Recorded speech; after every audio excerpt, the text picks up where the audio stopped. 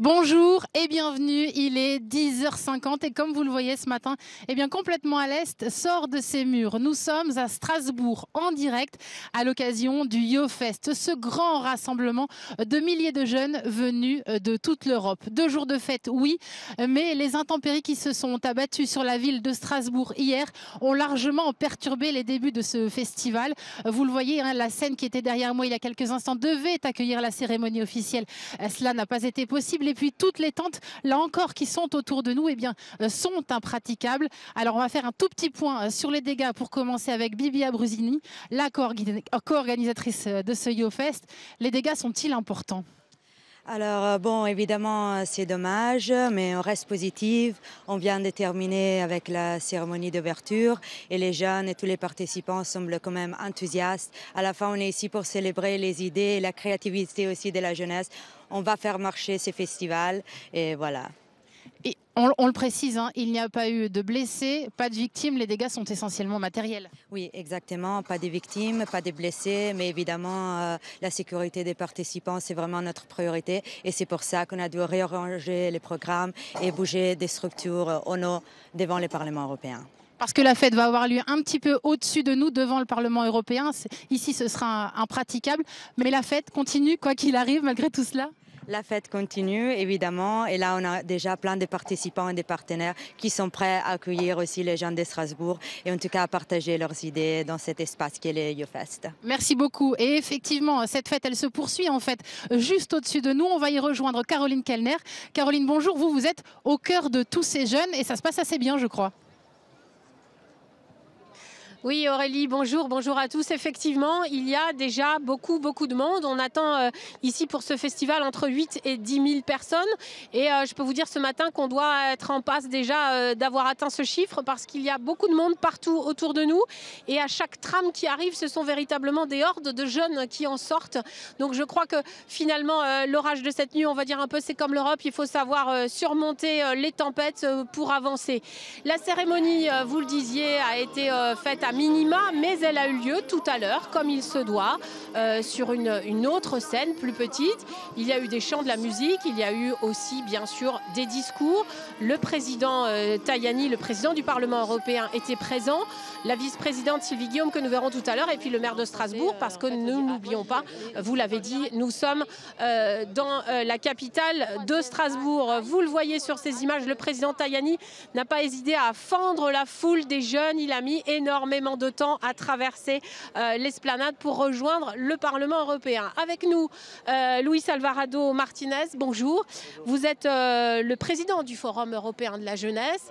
J'explique que vous êtes espagnol, vous allez me répondre en anglais. Alors simplement, j'ai envie de vous demander, c'est compliqué. Alors on va pas revenir sur l'orage de cette nuit, mais l'organisation elle-même d'un forum comme ça, on attend entre 8 et 10 000 jeunes. C'est très lourd, très difficile à organiser.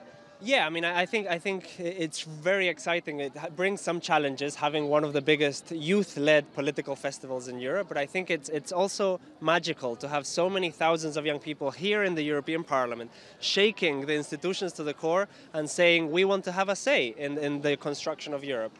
When you think about the challenges, this generation is a generation that has to face through a lot of struggles. So I think this shows how this generation, even though weather and other types of challenges, we can turn it around and get the best out of it. I have to translate. Yeah. Donc, Luis Martinez nous disait que c'est très excitant, c'est très intéressant d'organiser ce festival qui est l'un des plus grands festivals politiques en Europe. C'est aussi un énorme challenge de faire venir tout le monde ici et puis de bousculer un peu les institutions, de bousculer les députés européens qui participent aussi, puisque rappelons-le, bien sûr, il y a des responsables politiques qui sont ici et avec lesquels les jeunes vont discuter.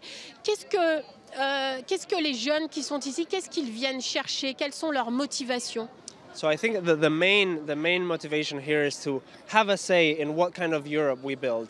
Europe is going through one of the worst political identity crisis. We have Brexit, we have Italy, now Spain as well, big political crisis, and this is the first pro-European generation by birth. Europe is our home. We don't know what the cost of no Europe is. Just wait, I will translate. Yeah. Louis nous dit que c'est très important parce que l'Europe est dans une crise avec le Brexit, avec l'Italie, même avec l'Espagne. Et c'est finalement un des seuls endroits où les jeunes peuvent parler de l'avenir de l'Europe, de la façon dont ils le voient. Parce que pour eux, cette génération-là, l'Europe, c'est leur maison. Yeah, this generation is ready to take action and to take their space. This is the most educated generation in history, the most skilled. They are technology natives, and they is one of the generations with most power in their hands with social media and generations. So they, with their choices and their voice, are radically changing every sector in society, from culture to food to politics to technology. Every sector is being disrupted by young people. And with Europe, we want the same. This is a symbolism of young people saying, we're here, it's time to step up, and we want a different kind of Europe. Alors, il a dit beaucoup de choses. Je vais plutôt résumer. En réalité, tous ces jeunes ici ont le pouvoir, c'est ce que vous avez dit, de changer les choses dans tous les domaines, dans la culture, dans le numérique, dans l'histoire aussi. On sent beaucoup de motivation, mais parmi les problèmes ou les sujets que vous avez énumérés, vous avez évoqué l'Italie. On va aller faire un petit tour en Italie parce que, vous l'avez dit, en ce moment, la situation est assez grave. À Rome, il existe un groupe de jeunes Européens fédéralistes qui essayent de convaincre les Romains. La tâche est très difficile, le pari est loin d'être gagné. Regardez. Dans le centre de Rome, Antonio Argenziano informe la population sur les bienfaits de l'Europe. Il fait partie du mouvement depuis 2012. Je pense qu'il est compliqué de comprendre le sentiment des Italiens. Une grande partie de la population souffre encore de la crise économique. Il ne faut donc pas lire les résultats des élections comme un simple discours pro ou anti-européen. Pour Antonio, une Italie sans Europe est impensable. Une opinion qui n'est pas partagée par tous. Je ne pense pas que l'Italie doive sortir de l'Europe. Mais l'Europe n'est pas parfaite, surtout avec les politiques qu'elle mène. Quand il y a des périodes de crise comme maintenant, les mouvements nationalistes et conservateurs ressurgissent. C'est inévitable. Non, le gouvernement n'est pas anti-européen. Mais l'Europe doit faire un effort. Les Italiens n'en peuvent plus. C'est dans ce contexte de tension que le mouvement a organisé une manifestation devant la Chambre des députés. Ils veulent à tout prix éviter la mort de l'Europe. La montée des populismes préoccupe beaucoup. Nous sommes à la veille des élections européennes de 2019 et cela me fait très peur. Permettre aux jeunes de se sentir concernés par le devenir de l'Europe, c'est la mission de ces jeunes Européens convaincus. Mais après plus d'un demi-siècle d'existence, ils sont conscients que les enjeux ont changé.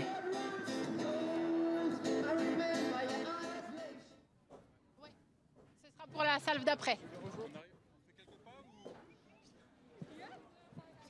Bonjour. Vous faites vous aussi partie du Forum européen de la jeunesse. On vient de voir un reportage sur l'Italie. Vous êtes italien. Ouais. Et vous êtes jeune, on le voit. Ouais.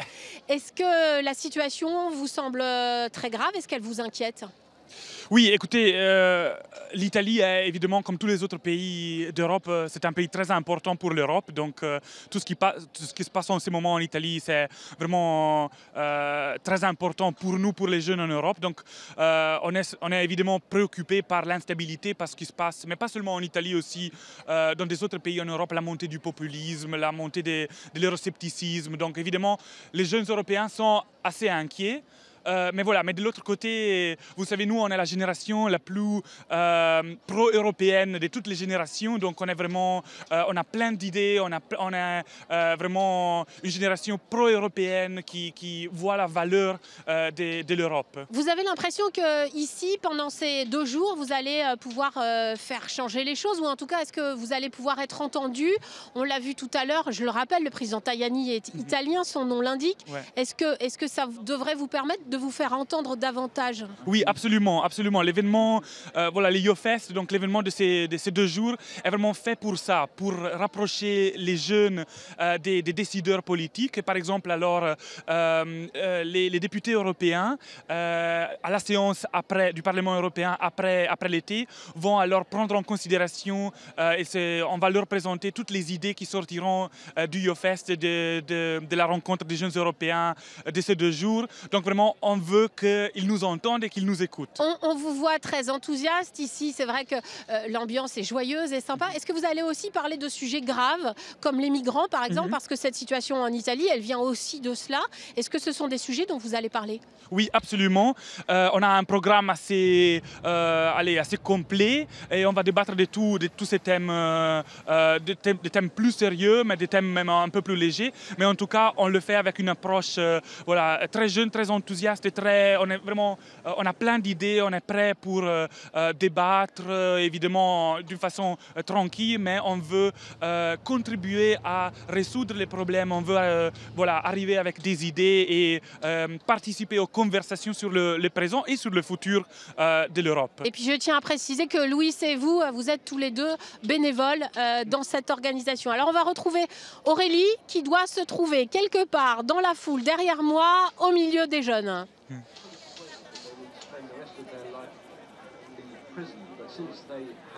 Eh bien oui, effectivement, vous le voyez, tous ces jeunes se sont réunis ici devant les seules tentes qui restent et qui sont praticables, celle-ci, Stronger Europe. Vous voyez, c'est tout un programme, hein, une Europe plus forte. Nous allons donc aller à leur rencontre, ces jeunes, pour savoir ce qu'ils attendent de ce festival, de ce grand rassemblement.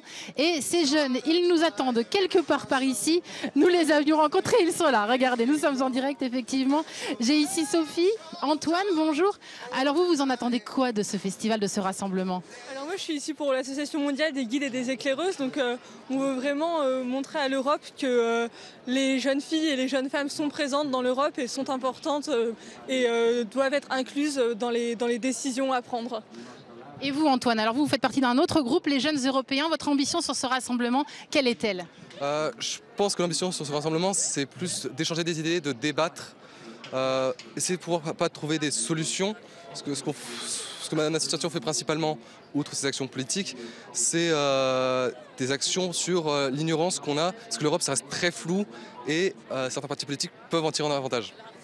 Et alors la petite dernière, elle n'a que 16 ans, bonjour. Alors vous êtes passionnée par la politique depuis très longtemps.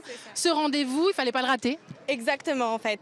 Je m'intéresse à la politique depuis que j'ai 10 ans et j'ai la détermination, l'envie de diriger ce pays et pourquoi pas. Et j'ai beaucoup de projets et j'attends beaucoup de cet événement. Je suis très heureuse d'être au Haï, améliorer mes connaissances, élargir ma culture sur les autres, m'ouvrir, débattre avec les autres, c'est très très intéressant et connaître les points positifs et négatifs de l'Europe, de la France, afin d'améliorer tout ça. Eh bien merci beaucoup, on vous souhaite le meilleur, vous le voyez, la jeunesse d'Europe, elle a du souffle. Alors la jeunesse d'Europe a du souffle, vient de dire Aurélie, mais la jeunesse d'Alsace aussi. Et on est allé voir quelques jeunes Alsaciens pour prendre le pouls de leur opinion sur l'Europe. Regardez. Rien de bon, à vrai dire. C'est personnel, hein, mais pour moi c'est un peu une sorte de tenaille, une sorte d'institution qui impose ses ordres, une sorte de développement à l'échelle internationale, mais qui va empêcher la France de se développer par elle-même. Aujourd'hui ça paraît un peu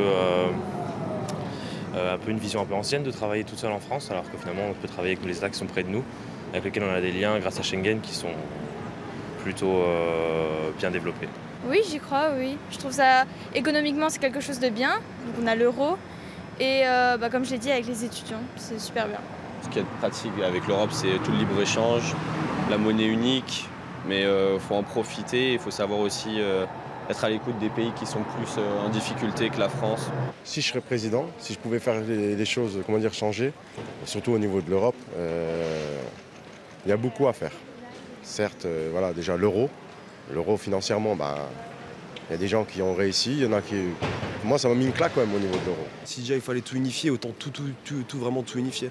C'est-à-dire ? C'est-à-dire par exemple tout ce qui peut être tarif, main-d'œuvre, charge de travail, tout ça, ça peut être partout. C'est pas normal qu'on puisse pas dire très cher en France et pas très cher en Pologne, par exemple, ce genre de choses.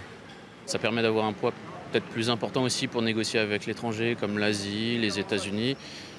Et je pense que du coup, sur l'ensemble, je pense que ça vaut le coup, mais c'est sûr, il y a des choses qui seraient améliorées. Et pendant que nous sommes ici devant le Parlement au cœur du YoFest, à l'intérieur du bâtiment AI, l'European Youth Event a également commencé.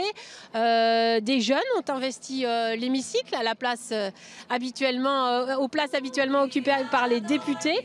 Ils ont écouté le président Tajani, ils ont chanté, on le voit sur ces images. Puisque l'idée, c'est que pendant 2 jours, ils vont débattre, exposer leurs idées pour l'avenir de l'Europe. Et ces idées ne se perdront pas, puisque dès juillet, un rapport contenant les idées les plus concrètes et les plus percutantes sera publié. Et puis, bien sûr, peut-être derrière une directive, une loi. Et nous sommes avec Sylvie Guillaume. Bonjour. Bonjour. Vous êtes vice-présidente du Parlement européen. Vous êtes députée française, membre du groupe socialiste et démocrate. Vous êtes là depuis ce matin, vous êtes là au milieu de ces jeunes. D'abord, je voudrais savoir ce que ça représente pour vous, vice-présidente, députée, d'être au milieu de toute cette jeunesse européenne. C'est un aboutissement, c'est un gros travail. Je veux saluer les équipes, les bénévoles qui nous accompagnent dans cette démarche. C'est enthousiasmant. On sent qu'il y a une pression qui monte, une envie qui commence à s'exprimer avec tous ces jeunes qui arrivent. Et j'espère qu'on aura la substantifique moelle, le miel de leurs réflexions pour nous nourrir.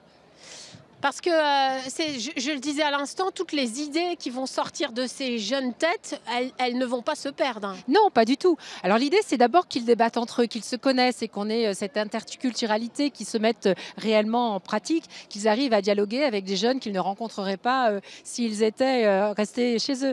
Mais c'est aussi de prendre le pouls de la jeunesse pour nous et de savoir nous guider aussi dans nos actions. Et effectivement, ça ne reste pas lettre morte, puisque les idées principales qui auront été portées, celles qui auront rassemblé le plus d'intérêt, seront rassemblées et transmises lors d'auditions spécifiques des commissions parlementaires du Parlement européen. Et donc, on en tirera effectivement, dans le meilleur des cas, des textes législatifs, mais de toute façon, des orientations pour faire que le Parlement soit vraiment à l'écoute des jeunes. Alors, les jeunes ne sont pas toujours, j'allais dire, gentils avec vous. Ils ont aussi parfois des critiques à vous émettre. On va retrouver Aurélie, qui doit être avec des jeunes qui ont des questions, je crois, à poser à Sylvie Guillaume. Alors oui, effectivement, nous sommes avec des jeunes qui sont réunis ici, effectivement, et nous allons les interpeller, justement, leur donner la parole pour qu'ils puissent parler avec votre invité. J'ai tout d'abord à mes côtés Yasmine. Yasmine, bonjour. Une question à poser à Sylvie Guillaume. Quelle est-elle ? Alors bonjour, ma question c'est qu'en tant qu'Européenne et notamment en tant qu'Italienne, je me sens particulièrement concernée par la montée des populismes et des forces conservatrices en Europe et en Italie. Donc ne pensez-vous pas qu'en prenant l'inclusion des jeunes qui, comme moi, sont des jeunes de seconde génération, des migrants, des fils de migrants, en les incluant dans la chose publique et dans les affaires européennes, ne pensez-vous pas que cela pourrait améliorer notre union et notre solidarité, notre cohésion sociale? Merci. Et la solidarité et la cohésion sociale. Voilà, vous en gros, entendu, je vous explique la question d'Yasmine. Elle est migrante de seconde génération et elle voudrait être plus incluse dans le débat public en se disant que ça pourrait certainement améliorer la situation en Italie et ailleurs. Merci, je n'ai effectivement pas entendu Yasmine. Je comprends ce qu'elle dit et je mesure combien c'est important et angoissant pour les jeunes gens de la deuxième génération, quelquefois de la troisième génération, parce qu'on a le sentiment qu'il y a eu une défaillance dans l'intégration. Donc on parle beaucoup de migration en ce moment, beaucoup agitent cette dimension comme étant celle de la peur et de l'angoisse. Et vraiment, ces populismes-là doivent être combattus. En tout cas, le sens de ce qu'on fait aussi au Parlement européen, c'est de la pédagogie. C'est de dire, oui, nous avons une question collective à mener, oui, nous devons travailler ensemble, mais surtout, nous devons défendre les valeurs de l'Union européenne. Les valeurs de la construction européenne, c'est aussi la solidarité, c'est le partage et c'est la responsabilité collective. Et c'est seulement de cette manière-là, si on aborde frontalement ces enjeux avec de la pédagogie, qu'on pourra faire progresser les choses et qu'on luttera contre les extrémismes et surtout contre la manipulation à l'égard de la migration ou de la discrimination. Merci. On retourne voir Aurélie pour une autre question. Oui, absolument. Je suis aux côtés de Victor. Victor est étudiant. Alors vous, votre question pour Sylvie Guillaume, quelle est-elle ? Donc je m'appelle Victor, donc je suis président du Parlement européen des jeunes pour l'eau et donc vous imaginez bien, l'environnement est quelque chose qui m'intéresse et j'aimerais savoir notamment en termes de transition durable, comment l'Europe compte-t-elle se positionner en tant qu'exemple et surtout en tant que rassembleur autour de ce thème qui est la transition durable, parce que ce n'est pas un thème qui doit apparaître à travers les clivages, mais plus quelque chose qui doit rassembler, parce que tous les clivages sont concernés, parce que c'est notre survie, et c'est pas la survie de la planète, c'est notre survie d'abord, et donc tout le monde absolument. Une question écologique, donc pour Sylvie Guillaume, cette fois-ci. Alors une question écologique. Victor vous demande comment l'Europe doit et peut se positionner en termes de transition durable. D'abord, il faut dire à Victor que si l'Union européenne ne s'était pas mobilisée sur la question du développement durable, tout un tas de législations et le sens de ce qui se passe dans le monde ne serait pas le même. Donc l'Europe est à la pointe sur la question de la lutte contre le réchauffement climatique et de la lutte pour un meilleur environnement futur. Et je crois que si nous n'étions pas là, si nous n'étions pas ensemble, tout ce qui se passe dans le monde n'irait pas de la même manière. Donc il faut que l'Europe reste unie sur cette dimension, parce que les enjeux, quand on voit par exemple ce qui se passe aux États-Unis avec le président Trump, il est absolument indispensable que nous restions unis et très déterminés pour que la lutte contre le changement climatique soit une des priorités de l'Union européenne. Merci beaucoup Sylvie Guillaume d'être venue nous voir. Alors je le disais, il va y avoir presque 10 000 jeunes durant ces 2 jours à Strasbourg. Mais ils sont arrivés hier soir, ils sont arrivés avant l'orage. Une de nos équipes a passé la soirée avec eux. Regardez.